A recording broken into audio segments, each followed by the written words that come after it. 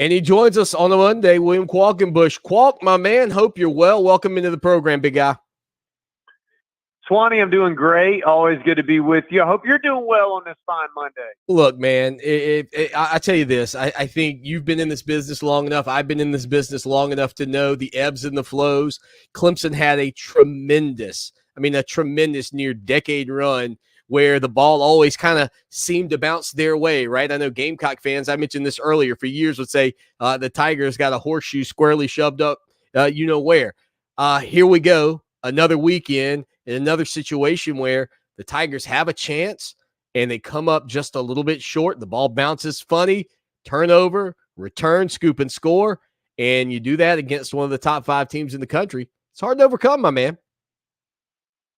Yeah, I mean, to me, those are the two things, and I said this today on the show. You know, you can give me the coaching things, and I get it. I'm sure we're going to talk about some of those, but the game turned on two things.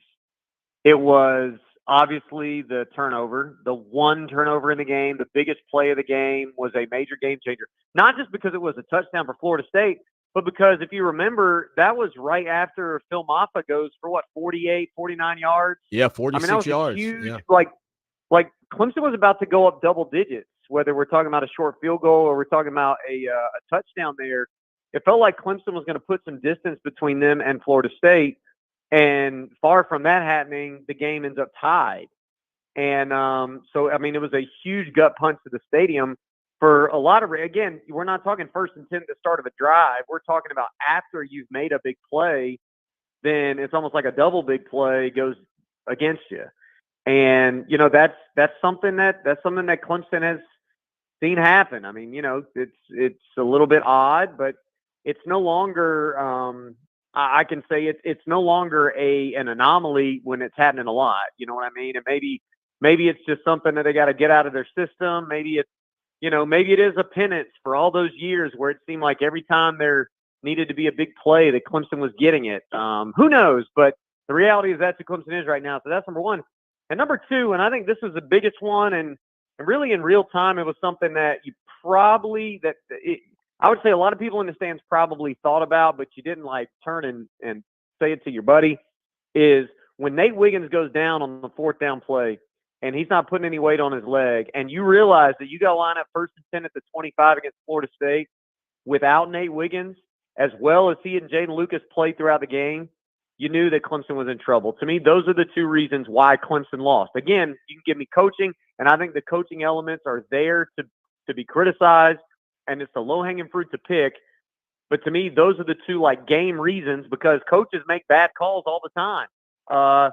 You know, there were bad strategic things happening in the 2016 national championship game and in the 2018 season and in 2015 and 17. I mean, those things happen all the time, but those weren't the reasons that Clemson didn't win those games, because they never made a coaching miscue.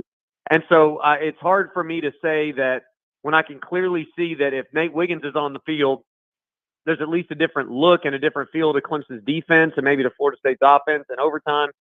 And then, of course, even if you turn it over and the ball bounces at Cade Klubnik's feet and somebody falls on it, that game feels totally different. It's much like we talked about with the Duke game. It's the way that Clemson is turning the ball over is like the worst way you possibly can. And unfortunately, it came back to bite him again. Qualk, I tweeted this out, and I saw it in Clemson's media guide, and then I started thinking back for the notes from the game. Since 2011, the Tigers are 145-6 when they win the first down margin. 3 of those 6 losses have happened in the last 5 games. And if you want to carry it a little bit further, 4 of those 6 losses have happened in the last 7 games, if you include the South Carolina game a year ago. So I think for the Tiger fans that are just really, really down, right, in the dumps, I think you can look to that stat alone and go, hey, wait a minute. This is just a statistical anomaly that's nearly impossible to explain, and I can't imagine that something like this could continue. If the Tigers continue to put up more first downs than their opponents and yardage and all the things they're winning, right, those characteristics of winning that Dabo Swinney talks about, the worm is truly going to turn. I mean, I don't want to be the sunshine pumping guy, but it's not like this team has just been beaten up and down the field from pillar to post by these opponents. See, here's what's crazy, because you're right, but it does depend on your perspective. On the one hand, you can say, yes, this is just a statistical anomaly. But if you have too many statistical anomalies that go back to back to back to back, it starts becoming a trend, and now that's your new norm. And when you look at the fact that they move the ball relentlessly up and down the field against Tennessee, you look at the fact that in 2 games against Florida State and Duke, they've had 1 3 and out. They've moved the ball at will. They're plus 21 in first downs in those 2 games, Swanee. So we're not even talking about win the first down margin by 1. We're talking about 21 first downs more than the opponent. They held Florida State to 22 rushing yards, which is their lowest total in 5 years. And the yards per carry is like 1.1, was their lowest in 4 years. You're winning these games. These are all games you're winning. And yet, Clemson is finding ways to lose these games because of some of the critical things. And, this is where you can get into coaching a little bit. Because when you start to habitually see things not make sense, it feels like there's something more that you could do, right? This program at one point was winning losable games. And we could go back through the list of games in the last decade that were easily losable. Not even like the fluky ones, but games that where you're not even sure Clemson was the better team. But yet here they were. They're making a play at the end, a one play at the end. Now they're losing winnable games, and they're losing games where they're the better team. I don't think they were the better team at Duke, but they certainly should have had a better chance to win. I don't think they were the better team against Tennessee, but I think they had a better chance to win than they gave themselves. Yeah. And I do think they were the better team against South Carolina and Florida State. And so, on the one hand, you could say, look, you can keep doing this, and it's going to turn. It's going to turn. It's going to turn. But this is also a team, Swanee, that they had a miscommunication with their quarterback on 3rd and 1, okay? Regardless whose fault it was in overtime, whether it's Kay, whether it was Garrett, whether it was Dabo, whoever's fault it was, that can't happen in that critical moment. You look at right at the end of regulation, they get a first down, and they're not – Dabo even says they were not ready to run up and spike the ball. How are you not ready to run up and spike the ball? I was totally flabbergasted by that, Swanee. It doesn't make sense. They practice situational stuff. Probably an annoying amount. You mean to tell me they don't know 1st and 10 from the 35 or whatever? We're going to run the ball and go and spike it so we can get one more Hail Mary to the end zone. They hadn't done that. That seems a little bit bizarre to me personally. But that should happen. That you should be able to do that. The Wes Goodwin drops 8 in the last series. The Dabo reaves him at halftime. What's that? You call a great game, and then the 2-minute drive at the end of the half, you just let Florida State go boop, boop, boop, right down the field as easy as you ever saw. And I know Xavier Thomas got manhandled on the long 38-yard pass, but, they were covering Florida State fine with 5-man rushes and normal defense. Why in the world did they go into a shell like they've been giving up big plays the whole half? I don't know. These are some of the coaching things that I think people can point to and say, you know what, if you're just even from a schematic standpoint, if you're not handling all the details, if you're not totally on the same page and totally committed to 100% of what you're going to do and totally over-prepared, I hate to compare West to Venables, but I use this example, the North Carolina 2-point play, Brent Venables found the morning of a game looking at film from 9 years before, right? That's the most over-prepared guy that there is. There's no way that he's not totally sold out and with an infinite amount of belief in what he's doing, and then the players sort of they mirror that, they reflect that. Now it feels like the coaches don't even really feel sold out in what they're doing and totally committed to the whole thing. And so I know this is a weird way to say it's not really the coaching, you're playing fine. But sometimes the difference between winning and losing is those little detailed things. And if we're going to expect players to get the detailed things, I think you can hold coaches accountable for the little detailed things as well. Here's another little note that came to us from Lee. He said that Clemson now has 2 losses at home after leading by double digits since Dabo Swinney took over the program. And those are the past 2 Power 5 games against South Carolina and Florida State. I'd have to dive in a little deeper to double check that, but there you go. I mean, it's weird what's going on. He hangs out with us every Monday. He's William Qualkinbush breaking it down. Qualk, here's my thing about the 3rd and 1 play in overtime. And this is why I think coaches overthink things, okay? Because if I know your tendency, right? Like if I'm Florida State and you're in a 3rd and 1 situation, I'm going to present the numbers that makes your quarterback want to throw it out there to the flats. And then I'm going by nature to attack it immediately because I know I'm baiting you into that throw. That's where I think that's just terrible football, because I don't think you can always look at a stack and say, okay, it's 3/2 or 3/2. I'm going to take advantage here. I just don't believe that, Qualk. I think you've got to, make more sensible plays to be more efficient in an offense. I don't think it can always just be the numbers game. You know what? I agree with you 100%, and I think that's particularly true in situations where it calls for a certain thing. And like you said, I mean, I hate to do the Friends thing. They don't know, we know, they know, we know. But right. That's basically what it is, right? I mean, it's like, the defense knows that you're looking at them to tell you what to do. And so by definition, they know what the look they're giving you is telling them to do. They know what you're going to respond to. And so their action, as you said, is going to be to take away that thing. Here's what I'll say about it, okay? I think they should have run it regardless, okay? They should have run it regardless. Dabo's right. They should have locked it up, never let Cade throw it. I think the numbers said to throw it, and Cade had the opportunity to make the read, and he ran the play, all right? Ben Milstead, my co-host, said it great today. He said, if you didn't want Cade to throw it, if you didn't want Cade to have the chance, then don't let him have the opportunity to throw it. But if the numbers suggest that he's going to throw it and the play call you gave him allows him to make that read, don't get mad at Cade for counting the numbers and doing the math like you've told him to do, right? So that's number one.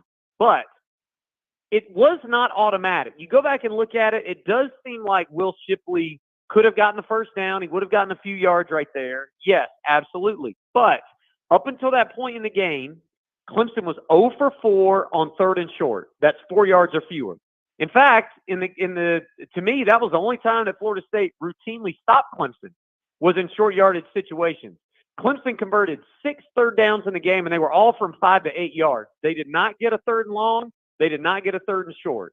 So there's no guarantee they're going to make a 3rd and 1, because there were a couple times earlier in the game, a 3rd and 2 or something like that, where they don't get it. And they're faced with a decision. That's also why when you get pushed back 1.5 yards and you got 4th and about 2.5, you don't run the ball, because you haven't run it in short yardage all year long or all game long. I would have run the ball up the middle twice, thinking if you can't get 1 yard twice, you don't deserve to win anyway. If Florida State can bow up and stop you, that's totally fine. They earn the win. But when you ran the play that you did, now all of a sudden you put yourself in a situation where you can't afford to not get a push. You can't afford to just run the ball like that. Yeah. So it was unfortunate the way that it went. But there were, I don't think it was quite as simple as if they run it, then they get it. So because they didn't run it, then it was a wildly horrible decision, because I just don't think it was 100% that Shipley, especially the conception of the play, that Shipley was just going to get a yard. Because if that were true, there'd be evidence of that happening earlier in the game, if that makes sense. Qualk, I said after the game, ironically, I feel better about this team's situation than I did going into the game. Do you agree? ESPN, I believe, is projecting 7-5 for the Tigers. They've got a tough slate ahead with obviously Miami and Notre Dame on the schedule. I mean, what are your thoughts? I mean, is this a team that can still somehow scrap 10 wins out of the season? Oh, yes. Now, are they? I don't think so. I think this feels like a team that's going to lose 3 or 4 games. Not additionally, but it's going to end up a 9-3 or an 8-4 type team. Because, in addition to Clemson having some holes and already losing a couple games, I mean, that schedule's tough. I mean, FPI's got Syracuse 20. Now, I think that's way over way overhyping Syracuse. Syracuse ain't the 20th best team in the country. So that's part of the calculus, is like, there are some things the FPI is taking into account that are just not true. But Clemson's only like a touchdown favorite going up there this week, so it's not like they can expect to win by 17. I think the Notre Dame matchup is just going to be really tough. And I understand that's another home game. I thought one of the reasons I picked Clemson to go to the playoffs, Swanee, It's because all their toughest games are at home. They don't Yeah. lose home games.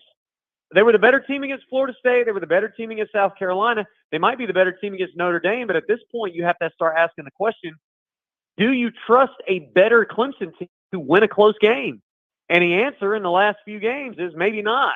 Maybe you got to see it again, at least once, to be able to believe that they're going to do that. With that being said, I mean, like, going on the road to Miami is not going to be easy. Playing North Carolina is not going to be easy. Going to Columbia is not going to be easy. I'm going to tell you what, that passing game looks really, really good. And Juice Wells in there right now. So I think there's a lot of tough games. There's a lot of landmines. You're not going to have a lot of look-ahead spots. Looking out across Clemson's schedule. I would also point this out, though, Swanee. I mean, in 2021, Clemson lost 3 games. They lost to the eventual national champions. They lost to a team that was good enough to probably the best team in the Atlantic Division on the road in double overtime. And they lost to the eventual league champs on the road by, 14, 13, whatever it was. They lost to Pittsburgh. They didn't lose to some jackleg scrub team that went 6-6. It's not like Clemson's losing to nonsense teams when they've had these sort of stretches, right? I mean, and in 21, think about that NC State game where they didn't move the ball for like 2 hours. I mean, they didn't get a first down for you could put your kid down for a nap and the kid wakes up and they still hadn't gotten a first down. I mean, so that was very different than this. The Pittsburgh game, you had the obvious pick six. In the Georgia game, you get the defensive touchdown. So this kind of feels like the 2021 team a little bit to me, Swanee, except you don't have Brent Venables there on the defensive side. But I could see this team definitely going 9-3, maybe 8-4. I don't think it's going to lose 3 more games. I just don't, especially if they continue to play well the way that they did Saturday, because we got to say this too. They have gotten better every single week. And so if that continues unabated, they are playing lesser opponents coming down the pike than the 2 that they've lost to already, if we believe what we've seen with our eyes so far from Duke. Again, on Twitter, at Qualk Talk, every day, noon until 3, out of bounds with Qualk and Ben, 105.5 The Roar in the upstate. And I guess the final thing, Qualk, we got about a minute and 45 seconds or so. There are some out there that felt like on that last possession for Clemson in the fourth quarter that Sweeney played for the field goal, for the story of Jonathan White's. Your thoughts on people that believe that? Well, I'll say this. I think you're doing way too much work if you think Dabo Sweeney wanted the Disney storybook ending. I mean, if that's true, if that's the way Dabo Sweeney treats close games, he would have been fired a decade ago. Dabo Sweeney wants to win. He wants to win, period. He don't want a Disney storybook ending. He's not trying to make sure the right person scores the last touchdown or anything like that, or gets the last points. I think that's silly. I think that's just people trying too hard. What I will say is I looked at Ben Milstead in the radio booth with about 4.5 minutes left, and I said, it is way too early to be doing this. And I think they did get conservative. I think they did try to use the clock. But then they also called a play on 2nd and 11 that was a fake reverse pass that ended up stopping the clock and didn't make Florida State use their timeout.